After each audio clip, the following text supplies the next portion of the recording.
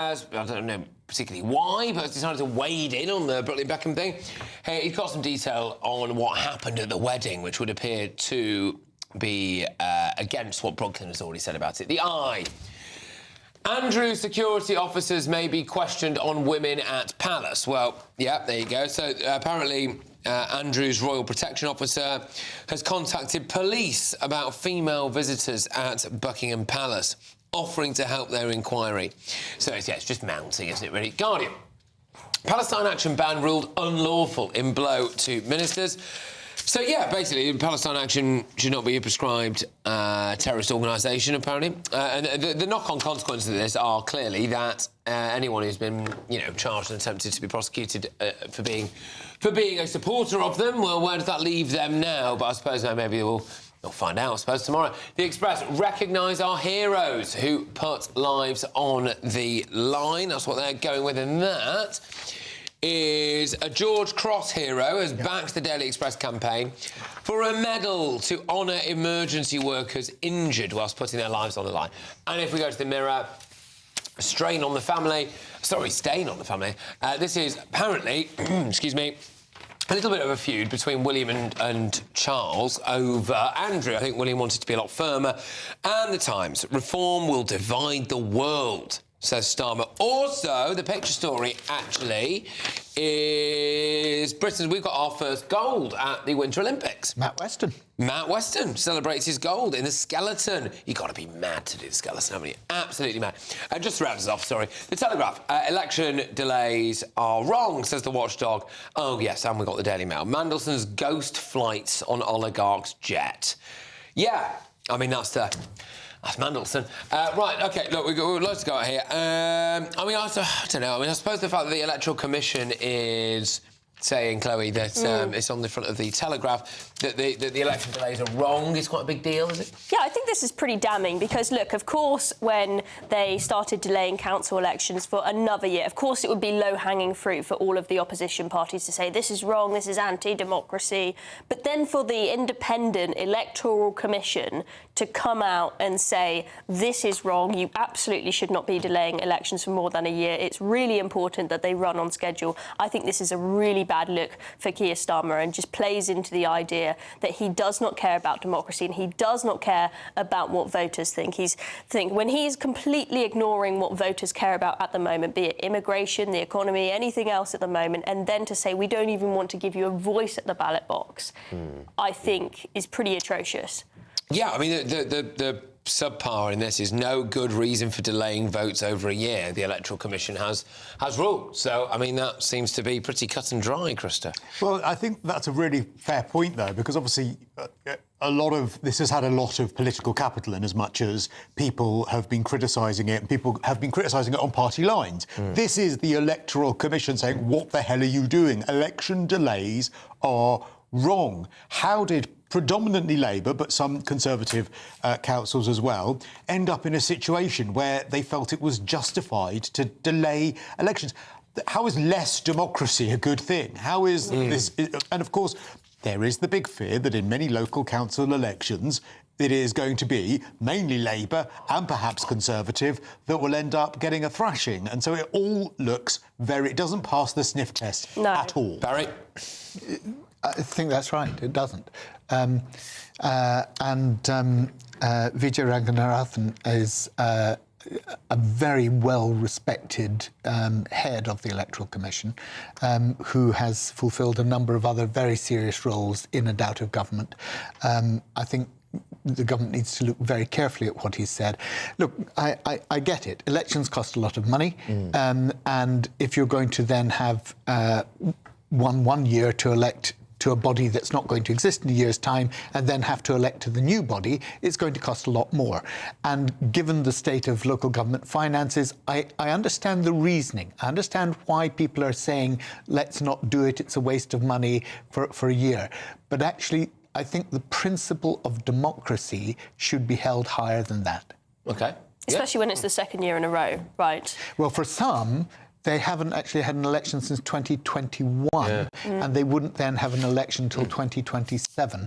And that seems to me, acceptable. Yeah, absolutely. OK, right, well, so that's the latest news then. It's on the front of the Telegraph that election delays are wrong, and that is according to the Electoral Commission. They're in the High Court. It might be next week, I think it is. I think it might be next week. Reform are taking them to the court. So we'll see what happens there, won't we? Maybe we'll get elections after all. Let's whiz ourselves on now let's just see what's on the front of The Guardian, if that's all right, I think. We'll touch on this. Palestine action ban ruled unlawful in blow to ministers. Judges have humiliated ministers by insisting that Palestine action should not be banned under anti-terrorism laws in a ruling that has left thousands of its alleged supporters in legal limbo. Tell me your views on this. So, look, I think it is appropriate for there to be some checks on power. For example, if you suddenly had a government decide to try and turn itself into some crazy, terrifying dictatorship and decided suddenly they wanted to, let's say, murder all the babies or something. Of course, I'm exaggerating. I know what you mean, right? It would be nice if there were some courts that could say, actually, no, that's a bad idea. You are not allowed to do that. So, of course, some checks on power are appropriate. But what it seems like in this country is that unelected judges are running the country and that governments are unable to do whatever they want. I think, of course, this Palestine action situation is quite particular, but the place where we really see that happening is with immigration. The ECHR rules completely holding us to ransom, right to a family life being completely abused. And I do think that we need to leave the ECHR and change appropriate legislation with regards to the prescribed organisations in this sense to make sure that government actually has power again and that we're not controlled by the blob and activist lefty judges. Yeah, I mean, it was Yvette Cooper originally, wasn't it? Yeah, it was, yeah. And she's now no longer in post. It's Shabana Mahmood. Well, she's become the Foreign Secretary. Can I just say, I think in a couple of weeks' time, when we have the judges ruling on election delays, you may change your tune about the lefty judges. Well, as I said, there are appropriate times for there to be checks on power, but it's gone too far in many cases. But the danger is that you always think it's gone too far when it's what you don't like, but when it's what you do like, well, that's a jolly good thing. The judges, I believe, in this country are, on the whole, very balanced. And what they do is they try and interpret the law. Nuggets. The chicken nuggets. They try and interpret the law. Chicken nuggets. If the law has been ruled, it has been created wrongly or with holes in it, they will tell you that there are those holes in it by saying, no, you don't have a case. And why is everyone shouting chicken nuggets? Go on. Because there was a ruling by judges that said that because a migrant's child only liked British chicken nuggets, they couldn't be deported. That's bonkers. Yeah, well, yes. Yeah. And so, nuggets. Yeah. That's why I'm saying you make the point that judges, to reduce the debate to that, it's a fine debating point, but it doesn't go to the heart of the matter, which is that, on the whole, judges in the UK are reckoned by all businesses across the world to be the fairest that they can come across. And that is why, if you go to contracts, whether those contracts are for countries in the Middle East, whether they're for countries in the Far East, whether they're for countries in America, they use and they stipulate in the contract that it will be adjudicated in accordance with English law. The reason for that is everyone trusts English judges to get it right. Is there an argument, and you touched on this in the last programme, Chloe, to have... Because I think the main problem people have with this is that Palestine action, because of their actions, and we should make it clear it's because of their actions going into a military base, have ended up categorised similarly to ISIS. And do we need some sort of different categorisation for certain groups that perhaps don't carry out terror? It's still an act of terror, but it's not an act of terror on the level of killing people. Yeah, they're not killing civilians. But they are criminals. So is there a different tier? I think there should be. There should be. I think there should. I think that you can ban this organisation without it being a big infringement on people's rights to protest, because you can still go on the Palestine marches that happen every single Saturday. There are plenty of them, plenty of other organisations that you can go along with to put out your views, your pro-Palestine views, without having to be specifically with Palestine. And without having to actually arrest 3,000 obviously peaceful people who, whether you think they're misguided or not, are simply holding placards saying, I oppose genocide. There's probably a fair distinction. You're right, I wouldn't agree with it, but there is probably a fair distinction between holding up a placard supporting people that have attacked a military base, as wrong as that is, and holding up a placard supporting people that have murdered people in a terror attack. Or encouraging people to do so. Exactly.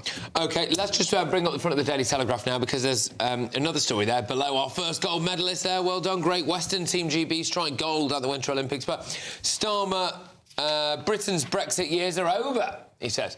So apparently Sir Keir Starmer is heading out of the country again, this time to the Munich Security Conference, where he's set to speak tomorrow. In his speech, Sir Keir Starmer is expected to urge Europe to relinquish its over-dependence on the United States. The Prime Minister will also argue for the UK to move closer to the European Union, saying turning inwards, such as in the Brexit years, would amount to a surrender of control in a perilous era for geopolitics. What do you make of this, Krista?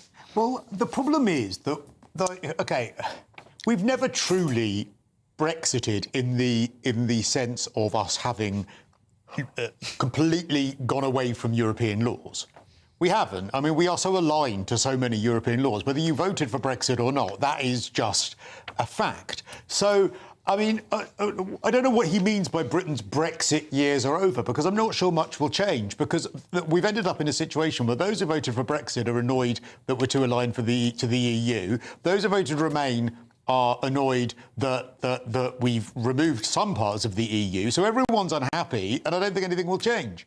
I think Starmer he's just completely off the mark if he thinks it is a good idea to say this at the conference tomorrow. In the room, it will go down brilliantly. They will lap it up. They will absolutely adore him for it. But the rest of the British public back home will feel absolutely betrayed, because they do not trust Keir Starmer at all to keep us out of the EU. And it seems like, I don't think, when you've got this cabinet that is full of Remainers, or Ramonas as I call them, they don't understand Brexit. They don't understand the issue with saying, yeah, we'll just align with all the EU's rules on food so we can get this trade. They don't understand why that annoys the British public, it's been a decade since we voted for Brexit, and we haven't done it yet. This has been a painstaking long process, and now we're going back in the other direction. Well, I was going to say I agree that that's the case, but also people who voted in the Brexit referendum. And look, we can go through the list of blame as to why this hasn't happened, but it hasn't happened. They've never got this amazing, low-tax Singapore-on-the-Thames haven of massive investment that everyone thought would happen. Now, there are loads of reasons why that didn't happen. People didn't want it to happen. People we wanted to remain aligned to the EU. Boris Johnson did a deal that was a load of rubbish. We can go through the reasons, whatever. But that is probably why, wrongly, loads of people in the cabinet who voted Remain are sitting there going, well, actually, look, what was the point in us leaving the EU? Barry. Yeah. OK. Oh, it's not the Brexit I thought we were getting. No, it's the Brexit that other people told you would get. OK? Because it's not as simple as simply leaving the EU and suddenly we go back to this golden age of British imperialism, right? But let's look at the sensible things that are actually what he's saying here, and I agree with what you're saying, OK? I agree that couching it in this language is counterproductive. It's not going... Actually, the whole British population aren't in that of that view, but you will alienate those people who still, feel that Brexit should have been done differently, right?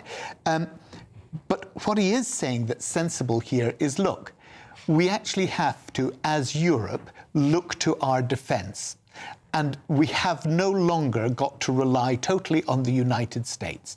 And that is an important message. I think it's a mistake to couch it up in, are we leaving our Brexit years behind? But it's an important message, and we shouldn't actually be, mistaking the content for the way in which it's delivered. Have you got a quick point to make? Yeah, well, I mean, speaking of the US, one other interesting thing about this Munich Security Conference is they are not sending JD Vance this time like they did last year. So I don't know if you remember last time, JD Vance went viral for completely putting them in their place, saying, forget about Putin, guys. The biggest threat to Europe at the moment is yourselves, because you are completely abandoning the values that you're meant to stand on, like free speech and borders.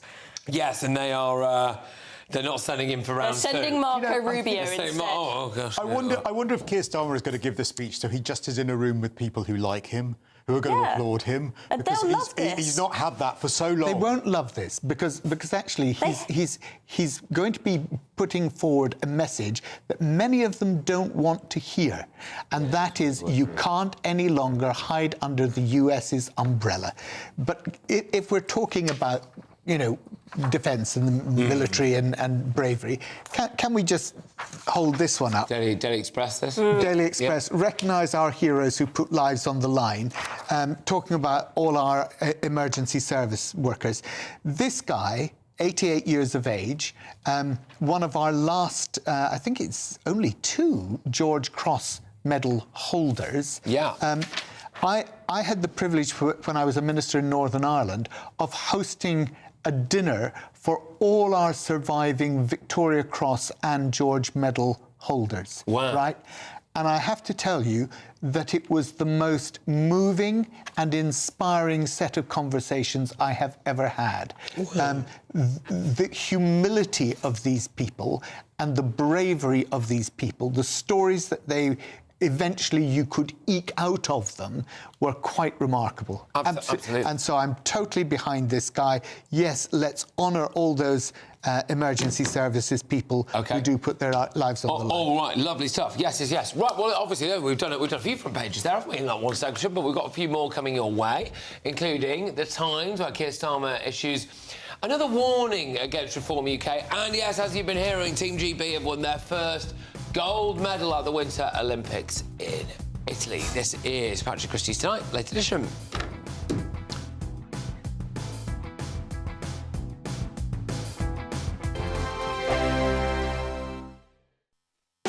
You want to know what's really going on in the corridors of power? Labour don't know what to do with you half the time, and that makes you quite lethal in the chamber. Get behind the headlines with Chopper's political podcast. Join me, Christopher Hope, as I sit down with the great and the good of British politics. We'll see where this ruling takes us. These are the stories shaping our nation. Chopper's political podcast, available now on all platforms. Listen in and stay ahead.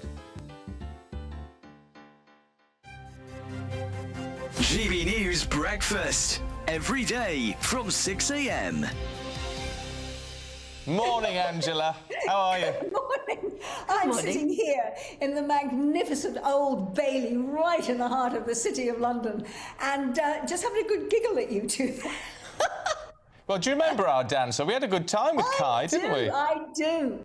And you've joined me today because I've actually got, just the other side of the wall from where I am at the moment, I've got 100 dancers ready to start performing at 9:30. We've got the press preview of our 2026 Let's Dance campaign, because I think I've told you about this before, Steve and Anne, that on March the 8th, we're hoping that the whole nation will be dancing on our National Day of Dance, when dance teachers all over the country, some between 20 and 30,000 of them, will be opening their doors and saying to people what you've been saying.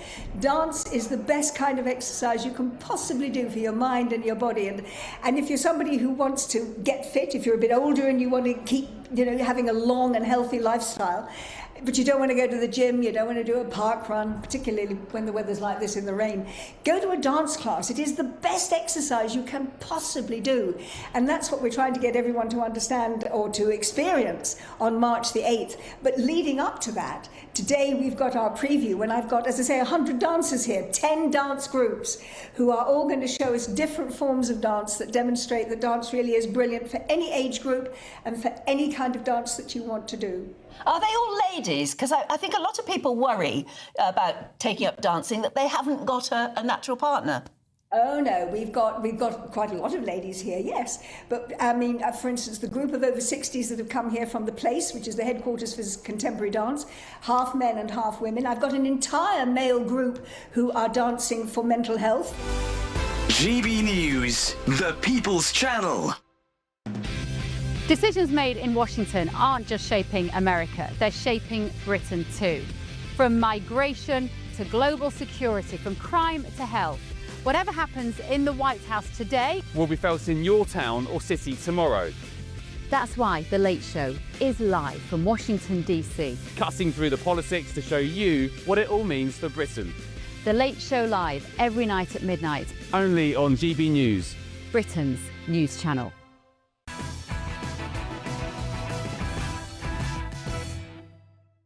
All right, welcome back to a late edition. Now, let's zone in on the front page of the Times. So they've gone for reform will divide the world, says Sir Keir Starmer.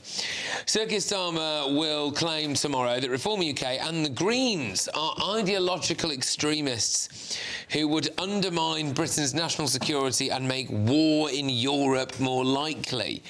Christo, what do you think about this? I'm just so tired of this. You know, look, there are some things that Reform have done brilliantly for politics. I think the fact that they actually exist is great because it's making the other parties up their game. There might be some things you disagree with them on, but you're not going to win people over by calling everyone who likes Reform racists, saying that they are extremists. All you are going to do is drive people into the arms of Reform by this kind of rhetoric, in my humble opinion.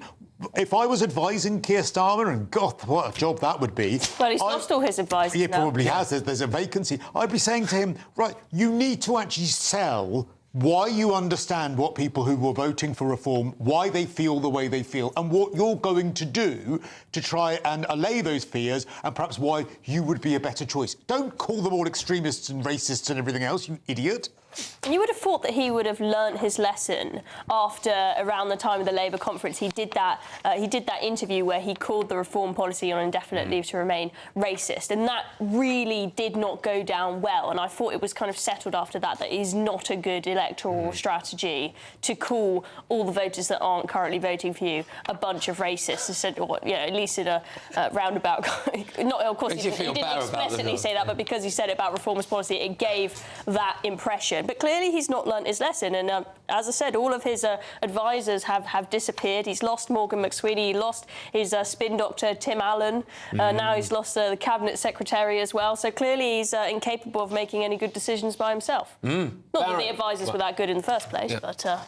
Look, the bulk of what... I agree with the messaging, by the way, and in what you said. You alienate people unless you take their concerns seriously and try and respond to them, then you alienate people. So, Christo, I agree with you on that. But actually what he's saying is that the parties are soft on Russia and weak on NATO. And actually that is a serious charge because it actually has evidence behind it. And we all know the way in which Farage was lionising Putin. It was disgusting. What did he say to lionise Putin? That he was one of the leaders in the world that he most admired. So I think... Well, he wasn't in the Epstein files. Okay. That's one thing a lot of people point out. Yeah. He's now a messiah to many people. I'm joking, by the way. Well, yeah, but it's to trivialise and deflect from the very real point that's being made here, which is actually that both the parties are soft on Russia and on NATO. But he didn't. He said that as... I'll give you the quote. He said, as an operator, but not as a human being, Vladimir Putin, when he was asked a leader whom he admires. Well, that's not saying, look, I love everything he's done. He's brilliant. He's saying from a strategic point of view, that is someone who he has admiration for. Well, I have admiration for an enemy. Sorry, I don't think that any putative leader of this country should admire a dictator and say that the way they operate, I admire. That is not right. You can have respect for somebody. I have respect for many Conservative politicians, which I fundamentally disagree with, right? I can respect them, but it's different when you say I admire them as an operator when they are an authoritarian dictator who has caused a war that is murdering hundreds of thousands of people. And do you also think that his words about NATO and Putin, do you think that is going to make him soft on Russia? Because why does all that make him soft on Russia?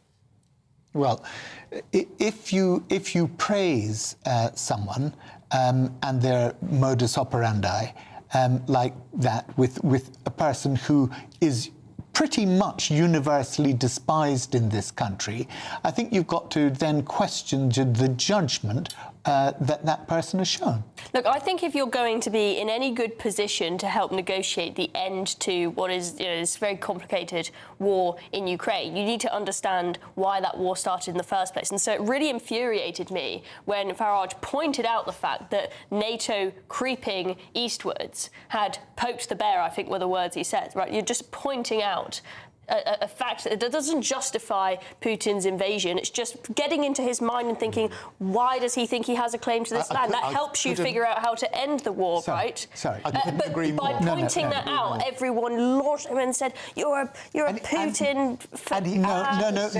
No. I'm sorry because you're a Putin apologist. Sorry, it drives me crazy when I see people and big politicians saying, "Oh, the way to end this war is to bring Ukraine into NATO," when they clearly have no understanding whatsoever as to why this war started and why Putin you may be entirely unaware of the years that I worked in Russia with Russian shipping companies from the London market, right?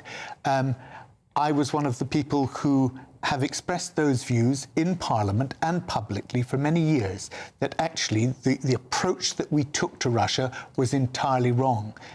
But you're right, in that small bit that you said, nothing justifies what Putin did, both in Ukraine and in the way he treats his own people.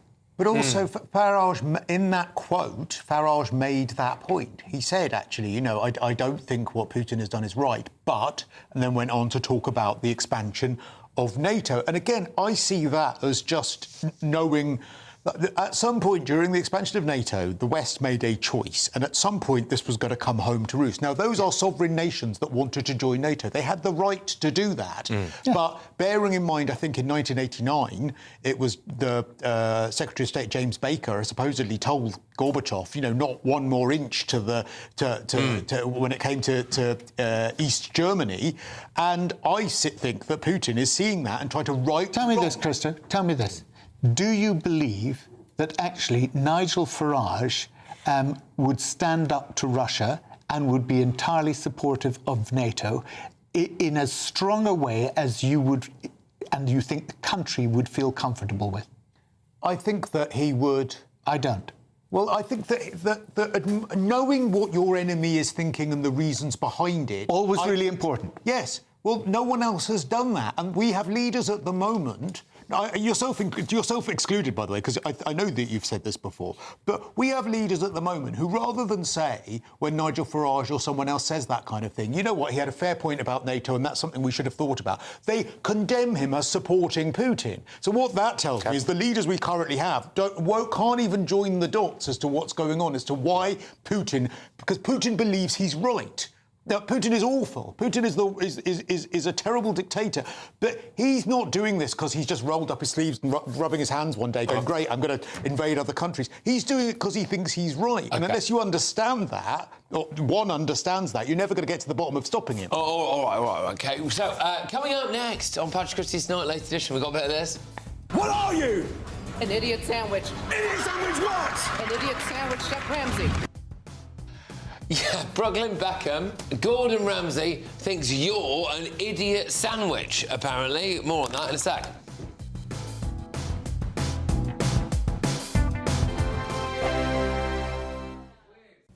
Hello again, very good evening to you. I'm here with your GB News weather forecast from the Met Office. Yes, there will be quite a bit of sunshine for many of us tomorrow, but before that we have a cold and for many icy night to come. That's because the weather systems that have brought today's cloud and rain, they are shifting further southwards, allowing for clearer, colder air to come in from the north. So still cloudy with some outbreaks of rain for a little while yet across central southern parts of England and Wales, but even here it's turning dry and then widely across the country, there'll be a lot of dry and clear weather. With that cold air and those clear skies, temperatures are going to drop, just about holding up above freezing towards the south in some towns and cities, but most places falling a fair few degrees below. In fact, across parts of Scotland, it could get into negative double figures. So a harsh frost for many of us. Widespread icy conditions. There could be still some lying snow in places, and the ice is going to lead to some difficult driving conditions as well. First thing tomorrow morning, the ice risk is across much of the country, really, just towards the south-southeast, where temperatures hold up that little bit higher. Less of an ice risk here, but nonetheless, there could still be some frost in prone spots as well. So a cold, frosty, icy start to the day tomorrow, but a bright one. Lots of sunshine on offer for most of us. Perhaps a bit of cloud lingering across some parts of East Anglia, but elsewhere a sunny morning before some high-level cloud sweeps its way in, turning the sunshine a bit milky from the west as we go through the afternoon. Temperatures are widely going to be lower than today, but I think many of us will take that for the sunny skies. Then, as we go later tomorrow and overnight into Sunday, a band of rain turning to snow across northern eastern parts pushes its way in. That then clears away towards the east through Sunday with further showery rain, which could be quite heavy, particularly across parts of the south as we go through the day, and that could cause some issues with the ground so very saturated. A bit of flooding is possible. More changeable weather to come as we go into next week.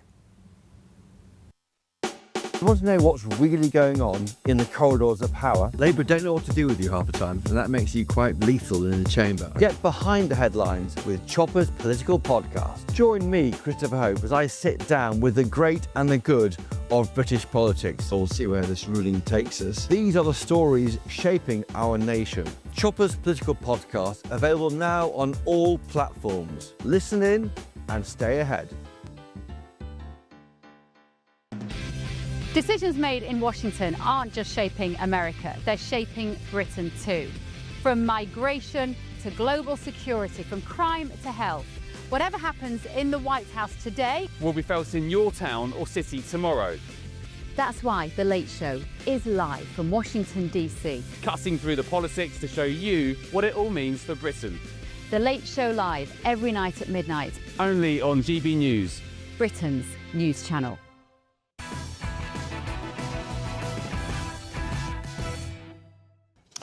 Welcome back to Patrick Christys Tonight, latest edition. Loads of front pages to go at, but let's get you stateside now for the one and only Ben Leo, who's going to be hosting the Late Show live midnight until 2 a.m. Ben. Patrick, hello, viewers, listeners, hello, hope you're well. Yes, tonight, I'm not sure if you've seen in the past 24 hours or so, but there have been various influencers, even the BBC actually, who have seemingly been bussed to Iran, Tehran the capital, to basically dish out propaganda about how life is so amazing in Iran after the protests we've seen from recent months. By the way, the same protest that killed 30,000 civilians, Iranians, who dared to object against the despot Islamic regime. The likes of Bushra Sheikh, who some people may know from X, going over there saying, look, isn't this amazing? I don't have to wear a hijab. And then appearing later on state propaganda TV wearing a hijab. The BBC went there as well. They said, well, life here is like a family festival.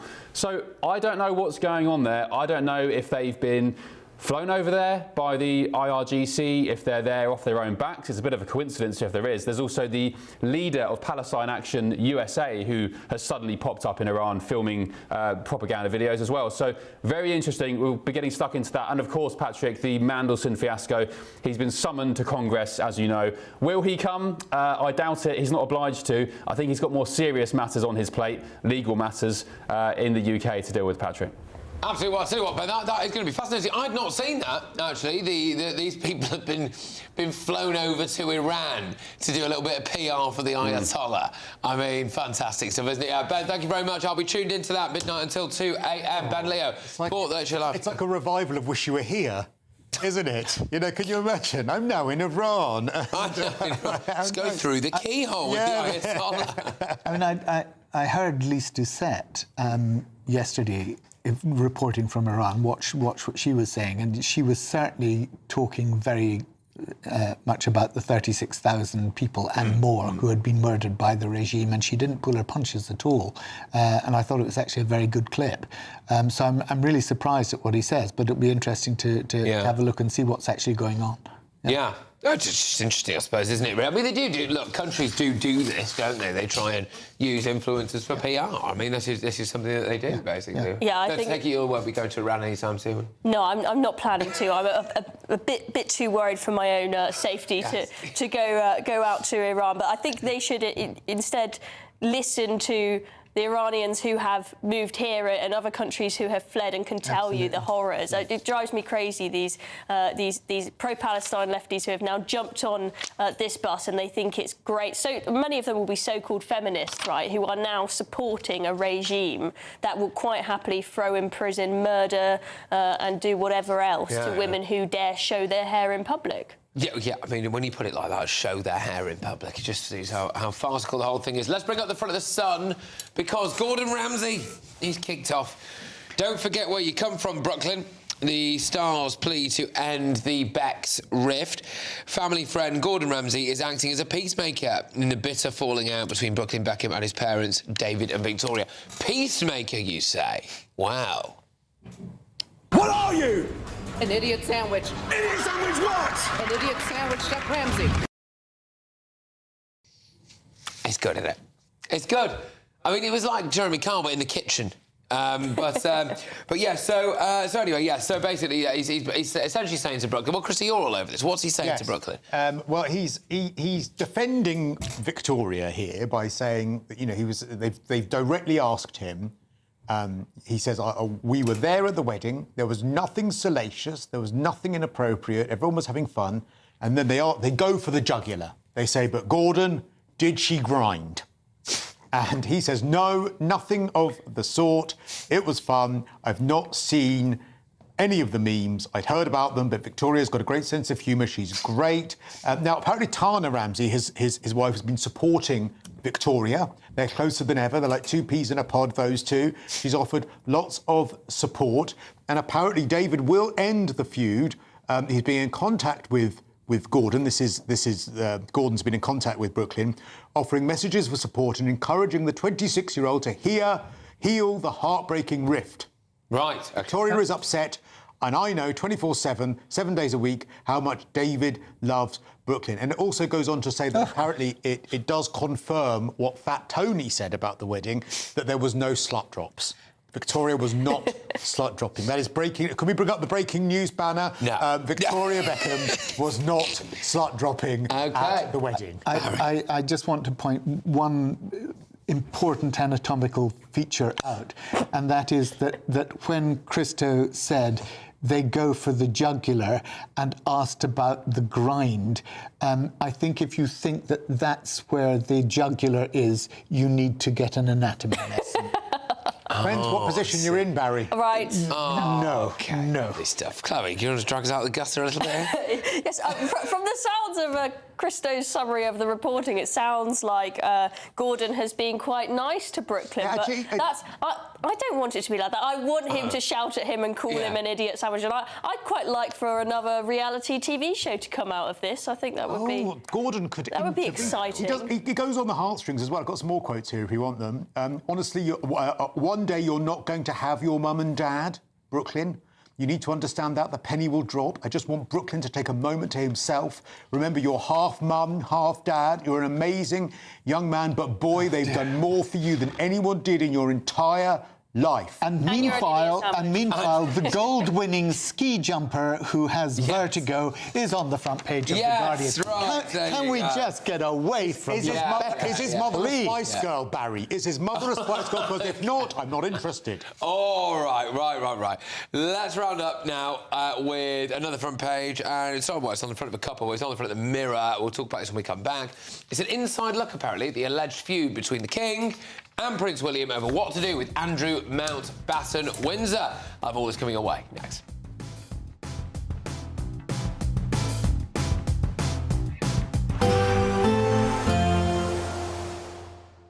I forecast a perfect holiday in the sun. Weather looking good then? For sure, and no worries about our travel insurance. All Clear Travel Insurance sponsors GBNews Travel Destinations Forecast. Having seen so much stormy weather across parts of Western Europe recently, finally a change is on the way. It's still windy this weekend in Spain, Portugal and across much of Italy. Spells of rain moving in here. reaching eventually parts of Greece and Croatia. But it is looking drier and brighter for much of Spain and Portugal despite that strong wind. And that steady improvement continues into next week. Still breezy with showers around, but not as stormy as it has been. All Clear Travel Insurance sponsors GB News Travel Destinations Forecast.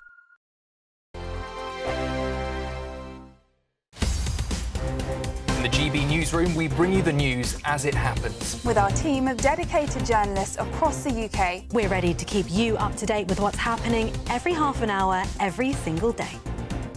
Bulletins here on GB News, the People's Channel, Britain's news channel. You want to know what's really going on in the corridors of power? Labour don't know what to do with you half the time, and that makes you quite lethal in the chamber. Get behind the headlines with Chopper's political podcast. Join me, Christopher Hope, as I sit down with the great and the good of British politics. We'll see where this ruling takes us. These are the stories shaping our nation. Chopper's political podcast, available now on all platforms. Listen in and stay ahead. Mornings don't have to be tiresome, especially if you have the right company. Wake up to news as it happens, opinion and debate, and of course, a little bit of entertainment too. Because when the kettle's on, we're on. That's Breakfast on GB News, a show worth waking up for. Every morning from 6 a.m. Only on the People's Channel, Britain's news channel. We'll spread the news, you spread the word. From the school run to the home run, watch a new show for all of Britain. He can say whatever he wants. A straight-talking show where all voices are heard. And, you know, when are we going to stop talking about smashing the gangs and actually do it? With the stories that matter from every part of our country. There's a bit of a crash landing there for your Chancellor. Bold, fearless and standing up for you. That's me, Martin Daubney, 3 p.m. till 6 p.m, weekdays, here only on GB News. The People's Channel, Britain's news channel. Decisions made in Washington aren't just shaping America, they're shaping Britain too. From migration to global security, from crime to health. Whatever happens in the White House today will be felt in your town or city tomorrow. That's why The Late Show is live from Washington, D.C. Cutting through the politics to show you what it all means for Britain. The Late Show live every night at midnight. Only on GB News, Britain's news channel. 5 hosts, 5 opinions, 5 fearless debates, 5 unfiltered takes on the day's news. 5 reasons not to be anywhere else on Saturday night. This is the Saturday 5. You got me. You got me good there. Britain's biggest Saturday night TV show. It's not a bad brand. Yeah. Uncensored. Very easy tonight on the unpredictable. What did she say? Can you translate it for us? And always entertaining. And how can a country go from being led by William Wallace Saturday nights from 6 p.m. only on GB News, the People's Channel. Britain's news channel. You're going to want to stay tuned, trust me.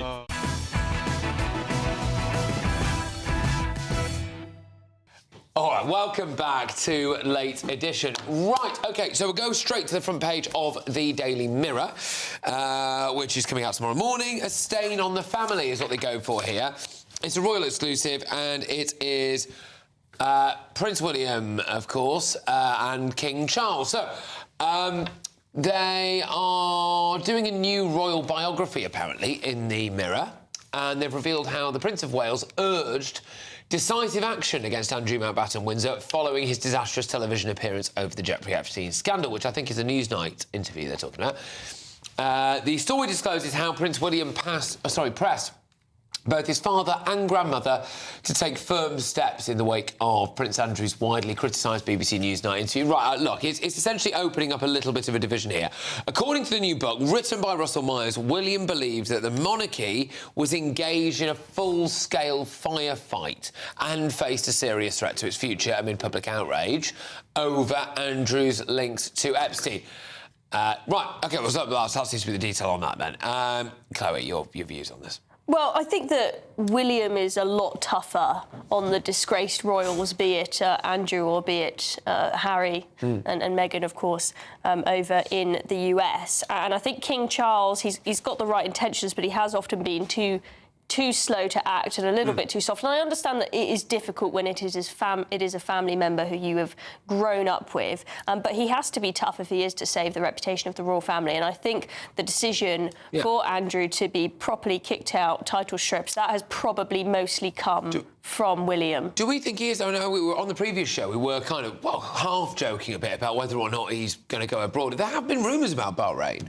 Apparently he's got a place there. I mean, again, I obviously don't know this, but it's just been reported, but I mean, apparently he's got a place over there. Look, I just think the Prince of Wales has been absolutely right from the beginning, as it would appear. He took a hard line. He didn't believe the guff that Andrew Mountbatten Windsor trotted out at that occasion about, Pizza Hut or whatever it was, Pizza Express.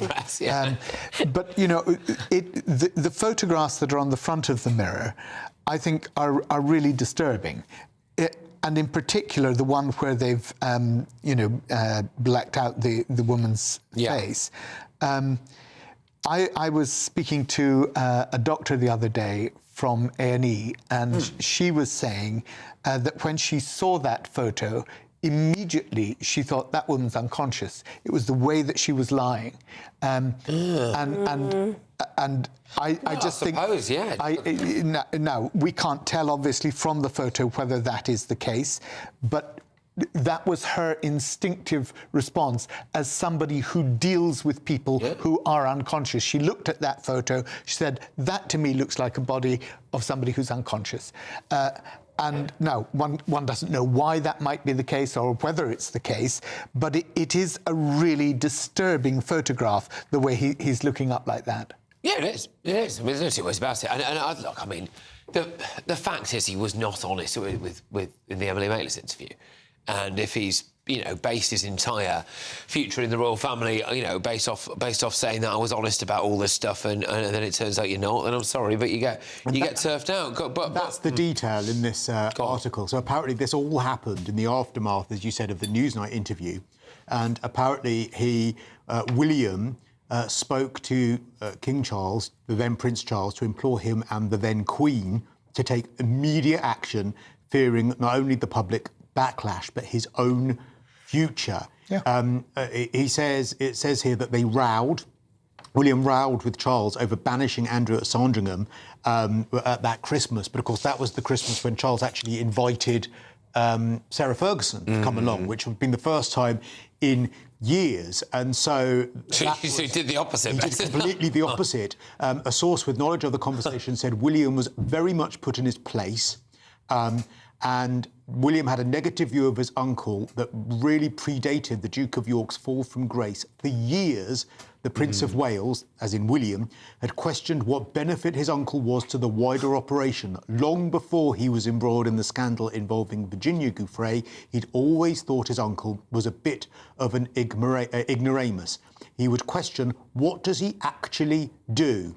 But it was more than that. He'd seen how Andrew behaved in front of staff, ordering people about, and the aggressive and dismissive manner they had never seen eye to eye. Yeah, fine. Well, I mean, one way of looking at this would be that looks like maybe the future of the monarchy is in good hands with someone who's had demonstrably good judgment over this, and I think William is ruthless. I genuinely do, and in a good way. I think that he understands the preservation of the crown comes ahead of anything, and the very Queen understood that. When it came to Princess Margaret wanting to marry the person she loved, wasn't allowed to.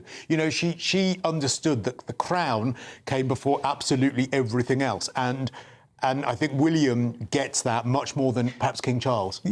Look, I agree with everything that you said there, Christo, except about the decision over Margaret. Because I think one of the mistakes that the royal family made consistently, and we can see it with the Duke of Windsor, it's always been to say, you can't marry somebody. Now, marrying a Catholic, marrying a divorcee, is not seen as a bar. They've evolved. They have evolved. Had to evolve. Yeah, and I think I have enormous respect for our late Queen. Yeah. But I think that was a mistake. I think the monarchy should have made that change at that time. It was a mistake she rectified by allowing then her son Charles to marry Camilla, which would have been unheard of. Just quickly, I know, Chloe's, you're pointing at the weekend. Can we bring that up? Yes. Yeah, go on. So this is about how Andrew's security officers might be questioned. And what is being alleged is that Andrew would have various women come to Buckingham Palace for tours and dinners, and when it come to checking them in with the security, he'd just say, "Oh, Mrs. Windsor is coming." He'd always use Mrs. Windsor to make it sound like it was a family member, and the security got used to it. Would have just eventually just roll their eyes and say, "Oh, okay," and wouldn't actually check who is coming in and out. And then when you look at the number of flights from I think it's called the Lolita's Express into the country, which was one of Epstein's private jets. Of course, it's all alleged, nothing confirmed, but there's some could potentially be a lot more to come out. What's interesting about this, actually, is that the Royal Protection Officer has gone independently themselves to the police to rather than being asked. So let's just finish with a bit of positivity, actually, which is that Matt Weston has delivered Britain's We need the audience now. Come on, we do need the audience. It's weird when Britain. Why was he not Just because he hadn't done it by then. Anyway, so look, Matt Weston has delivered Britain's first medal of the 2026 Winter Olympics in style as he dominated the men's skeleton competition. He claimed victory by a cumulative total, I love this stuff, I love it, of 0.88 seconds over his 4 runs, ahead of the Germans, who took silver and bronze. All of that, all of those years of training, and it comes down to 0.88 seconds. You can't beat the Olympics, stuff like that. Brilliant. You just can't. Fantastic. Well done, I suppose, is the message you don't care. I mean, I have to say, I've been too busy watching the Norwegian crying about his ex-girlfriend that he cheated on. That's been all the Winter Olympics coverage I've been watching. How do you know you're good at the skeleton? How do you realise you're good at it? When do you try it for the first time and realise that you can do it? That's what I'm fascinated by. It takes guts. There are some really strange sports in the Winter Olympics. I saw someone say the other day, I can't remember who was saying, Winter Olympics is mad because people have either got blades on their knives on their feet or are jumping off mountains, and then there's curling. However, curling, the figure skating is FA Cup for the gays. I love figure skating. That's all I'll say. But you didn't watch it. I didn't watch it. No, it was beautiful. Sorry, we've got to go. Right, let's give you a round of the Saturday newspaper. I thought we were off. I thought we finished. No, we're on air. Don't forget where you came from, Brooklyn. The Andrew security officers may be questioned on women at Palace. Sorry, I shouldn't be laughing at this. The Guardian, Palestine action ban ruled unlawful in blow to ministers. The Express recognise our heroes who put life on the line. Yeah, Barry loves that one.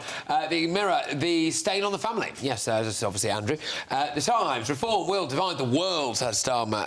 Telegraph, election delays are wrong, says the Watchdog. And the Mail, Mandelson's ghost flights on oligarchs' jet. So there we are. Right, thank you to our wonderful panel. Really enjoyed it. Thank you as well to everyone who's watched and listened as well. Let's go to Bedleo now for the Late Show live stateside. Patrick, thank you very much. Big show coming up, including the very strange mystery of all these influencers suddenly going to Iran and Tehran and dishing out pro-regime propaganda. People such as Bushra Sheikh, you may be familiar with her on X, saying it's fine, life is great after the protest. I don't know what that's about. We're getting stuck into that imminently. And also Keir Starmer, big speech tomorrow. He's going to be calling for the UK to be closer to the European Union and ditch the United States. I'll see you in a sec. You could win cash and the ultimate holiday in our 2-part Great British giveaway. Thanks to Riviera Travel, you could be jetting off on a £10,000 dream holiday for 2 people. With flights, transfers and luxury accommodation included, you'll get to choose the kind of holiday you want. Plus, we're going to give you £30,000 in tax-free cash. For another chance to win, text WIN to 63225. One entry costs £2.50 plus 1 standard network rate message. Or text BONUS to 63225. 23225. 5 entries cost £5 plus 1 standard network rate message. Go to gbnews.com/win. Entries start at £2.50. Call 0903 686 3232. Calls cost £2.50 plus your network access charge. Or post your name and number to GB19, PO Box 8690, Derby, DE1 9TT. UK only. Entrance must be 18 or over. Lines close at 4 p.m. on the 27th of February. Please check the closing time if listening or watching on demand. Good luck. You want to know what's really going on in the corridors of power? Labour don't know what to do with you half the time, and that makes you quite lethal in the chamber. Get behind the headlines with choppers, political